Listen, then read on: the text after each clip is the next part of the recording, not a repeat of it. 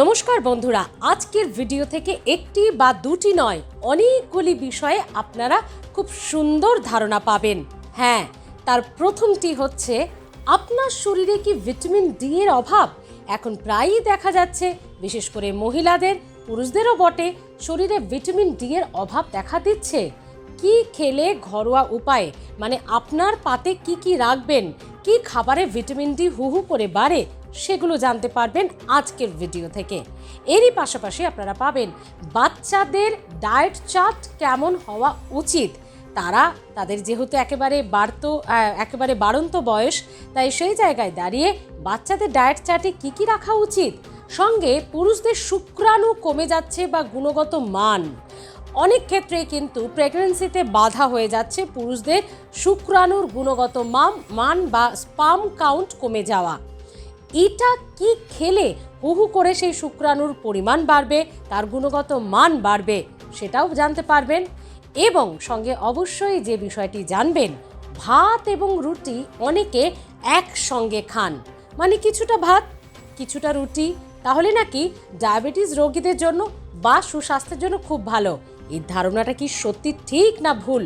জানতে হলে পুরো ভিডিওটি দেখুন। ক্লিনিক্যাল ডায়েটিশিয়ান চন্দ্রিমা দে প্রত্যেকটি বিষয় ধরে ধরে খুব সুন্দর পরামর্শ দিচ্ছেন। পুরো ভিডিওটি দেখুন। আমাদের মধ্যে এখন অনেকেরই vitamin D deficiency, vitamin D নেই শরীরে। এবার রোদ পোয়ানোর সময় নেই চন্দ্রিমা, কারোর কাছেই সময় নেই। যাদের সময় আছে তারা পোয়াবে, ভিটামিন ডি পাবে। বিষয় হচ্ছে যাদের নেই রোদ পোয়ানোর সময়, তারা কি করবে? আচ্ছা, তো স্মৃতি, সবার আগে আমি তোমায় একটাই কথা বলবো, ভিটামিন ডি বলতে পারো আমাদের শরীরে একটা হরমোনের ভূমিকা পালন করে, বুঝতে পারলে? নর্মাল রেঞ্জ হচ্ছে 30 নিচে নেমে যাওয়া মানে প্রবলেম চালু। আজকাল সব ফ্ল্যাট কালচার, রোদ পোহানোর কোনো জায়গা নেই বা সময় নেই। যাই হোক, ঘটনা হচ্ছে যদি এটা করা যায়, যদি এটা পসিবল হয়, মানে ঘুম থেকে উঠলো, চোখ খুললো, ওয়েক আপ দিয়ে একটু 10 থেকে 15 মিনিট যদি বাইরের আলোতে গিয়ে দাঁড়ানো যায়, মানে রোদ ছাড়া বাইরের আলোতেও আমার উপকার হবে। নট অনলি বাইরের আলো, রোদটাই গায়ে লাগানো দরকার, ঠিক আছে? মানে সকালের আলোটার কথা আমি বলেছি। যদি সকালের আলোটা লাগানো যায় গায়ে, তাহলে আমাদের শরীরে, রোদে কিন্তু ভিটামিন ডি নেই, আমি বলে রাখছি। সূর্যের আলোতে ভিটামিন ডি নেই, আপনারা ভাববেন না সূর্যের আলোতে ভিটামিন ডি রয়েছে। সব তো উল্টো পাল্টা করে ফেলছে। আমি টেলিকাস্ট করতে পারবো? একদম টেলিকাস্ট করতে নো ডাউটলি পারবে। না না, কোনো কিছু কাটতে হবে না, আমি বলছি পুরোটা কমপ্লিট করতে দাও। সূর্যের আলো যখন আমাদের চামড়ার সংস্পর্শে আসে, তখন আমাদের শরীর ভিটামিন ডি শোষণ করতে সক্ষম হয়। বুঝতে পারলাম ব্যাপারটা? ক্লিয়ার? সূর্যের আলোতে কোনো ভিটামিন ডি নেই। সূর্যের আলো যখন আমাদের শরীরের সংস্পর্শে আসে, তখন আমাদের শরীর ভিটামিন ডিকে শোষণ করতে সক্ষম হয়ে ওঠে। এই হচ্ছে প্রথম পয়েন্ট। এবার যাদের যেগুলো বলবো, যদি আপনারা এরকম করতে পারেন, ধরুন গুড ফ্যাট এবং ভিটামিন ডি। আচ্ছা, আমন্ড বাদাম is omega 3 omega 6 fatty acids, ঠিক আছে? Fat soluble vitamin A, D, E, K কিসে কিসে পাবো? সমস্ত রকম নাট সিডসে পেয়ে যাব। ধরুন আমন্ডস এবং সিডস যদি একসাথে খাই, তবে গিয়ে ওই ভিটামিনগুলো শোষণ হবে গুড ফ্যাটের সংস্পর্শে এসে। যেরকম ধরো গাজরের হালুয়া, গাজরে কি রয়েছে? ভিটামিন এ রয়েছে গাজরে, এ আর ই। এবার গাজরটাকে যখন আমি ঘিতে ভাজবো বা গাজরের হালুয়া বানাবো, ঘিতে উপস্থিত গুড ফ্যাট ওই গাজরে উপস্থিত ভিটামিন এ এবং ই কে শোষণ করবে। এবার বুঝতে পারলে? আবার যদি আমি বলি, সকালবেলা যদি নাট সিডসের সাথে যদি আমরা এক টুকরো নারকেল খাই, এই নারকেলের ভেতর কি রয়েছে? গুড কোয়ালিটির ফ্যাট, যেটা কিনা কি হবে, আমাদের কিন্তু মাইক্রোনিউট্রিশনগুলোকে প্রপার ওয়েতে শোষণ করবে। ভিটামিন ডি হচ্ছে, আপনারা ডেয়ারি সমস্ত প্রোডাক্ট খেতে পারেন, দুধ খেতে পারেন, দই খেতে পারেন, ছানা খেতে পারেন, এগুলোকে শক্ত হাতে প্রাধান্য দিন। রাত্রেবেলা শুতে যাওয়ার সময় আপনারা দুধ খান। মোরিঙ্গা পাউডার, সজনে পাতার গুঁড়ো, কমপ্লিট কিন্তু নিউট্রিশন আছে ওর মধ্যে। এটাতে বোধহয় হাই প্রেশারেরও কোনো বিষয় খুব আছে? উপকার, হাই প্রেশারের জন্য খুব উপকার। ইভেন মানে আমার নিজস্ব ব্র্যান্ডিং এরও আছে, আপনারা চাইলে বাইরে থেকেও নিতে পারেন, যারা দেখছেন, আমি জাস্ট বলে রাখলাম। তো এটাও কিন্তু ভিটামিন ডি এর জন্য ভালো ভূমিকা পালন করে। আদারওয়াইজ যেরকম চিয়া সিডস প্রচুর পরিমাণে ক্যালসিয়াম এবং ভিটামিন ডি এর উৎস। বাহ, মানে কি আমরা পেতে পারি মোটামুটি একটা ধারণা এটা হচ্ছে ব্যাপার। আর একটা কথা বলো, এখন খুব ফাস্ট লাইফ, খুব কম্পিটিশন, খুব স্ট্রেসফুল, এজন্য অনেক বিয়ের পর যেটা দেখা যাচ্ছে কনসিভ করার সময় মহিলাদের পাশাপাশি পুরুষদেরও সমস্যা হচ্ছে, স্পার্ম কাউন্ট কমে যাচ্ছে।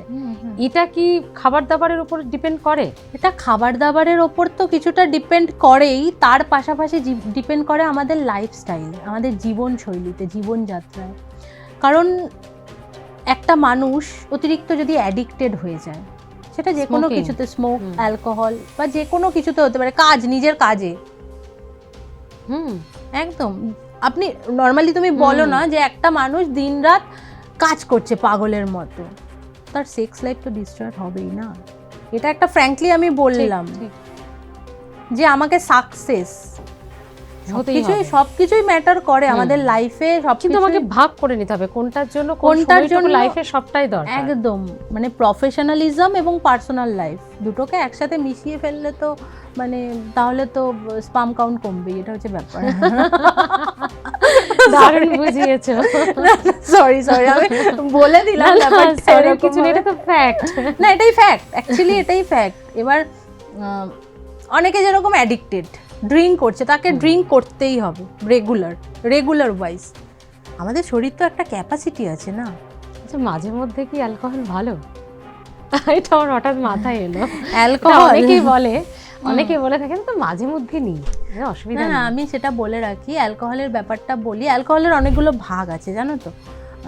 রেড ওয়াইন হয়, হুইস্কি, রাম, টেকিলা, ওয়াটকা, অনেক কিছুই হয়, বিয়ার হয়।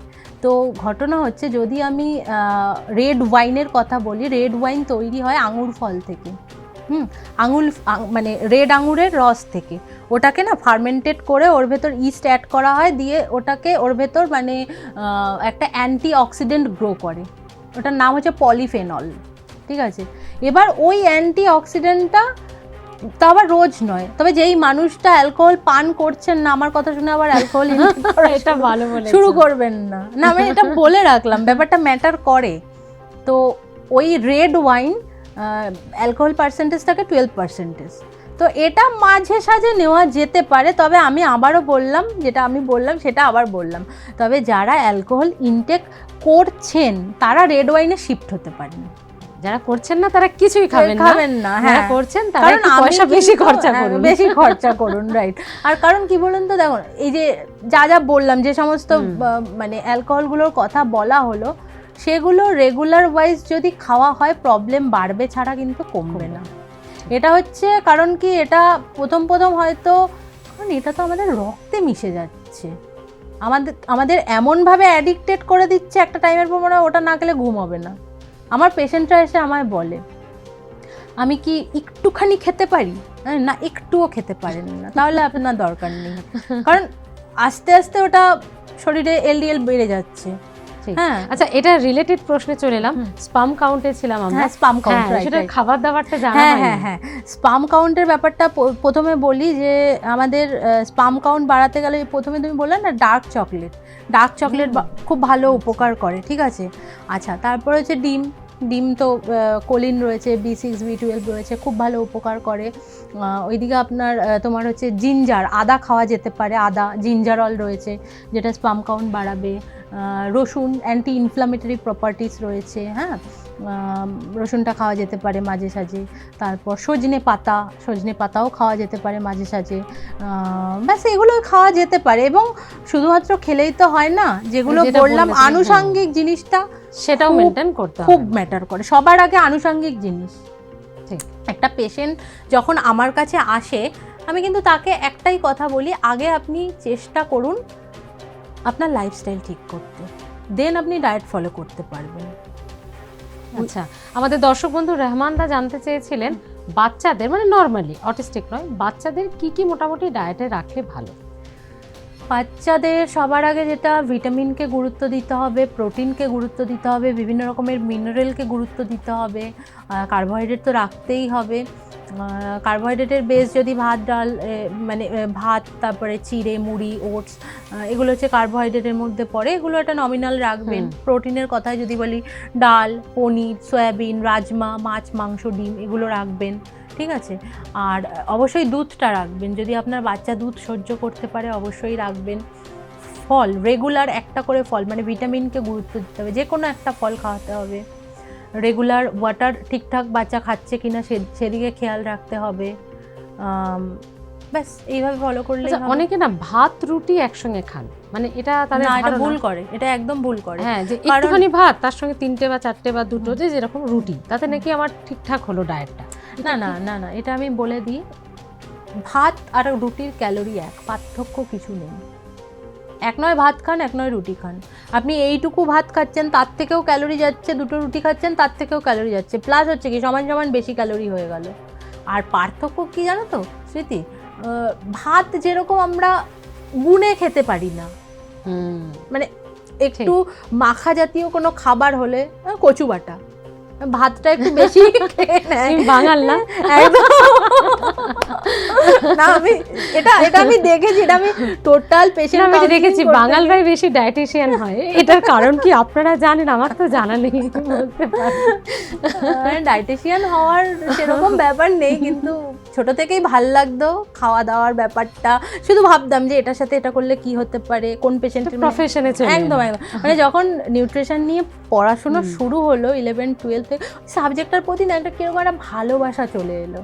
তারপর না এই ভালোবাসাগুলো যাদের আছে ভালো হয়েছে। আমরা ওষুধের পাশাপাশি বা ওষুধ ছাড়াও কতটা ভালো থাকতে পারি এটা তোমাদের কাছে থেকে। তারপরে আমি যখন ইন্টার্নশিপ করি এনআরএসে, মানে আমি এনআরএস থেকে ইন্টার্নশিপ করেছি, তখন তো বিভিন্ন কেস পেতাম, ওপিডিতে বিভিন্ন কেস ভর্তি হতো, তখন আরো ভালো ওখানে মানে ইমপ্লিমেন্ট করা যেত নিজের কাজটা, যে কিভাবে কি। আর এখন তো নিজের হাতে দেখি এই পেশেন্ট, এই মানে এখন আরো এইগুলো নিয়ে ভালো হয় আর কি।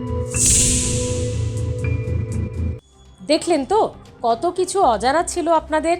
ঠিক এ কারণেই তো বলি, সুস্বাস্থ্য যদি পেতে চান, যদি সুস্থ থাকতে চান, তাহলে হেলথ প্লাস শুধু দেখলেই চলবে না, সাবস্ক্রাইব করে রাখতে হবে, আমাদের বেল বাটন প্রেস করে রাখতে হবে, যাতে প্রত্যেকটি গুরুত্বপূর্ণ ইম্পর্ট্যান্ট ভিডিও আপনার পর্যন্ত পৌঁছে যায় আর আপনি সুস্বাস্থ্য পান। কি তাহলে সাবস্ক্রাইব করছেন তো? ভালো থাকুন, সুস্থ থাকতে সঙ্গে রাখুন হেলথ প্লাস।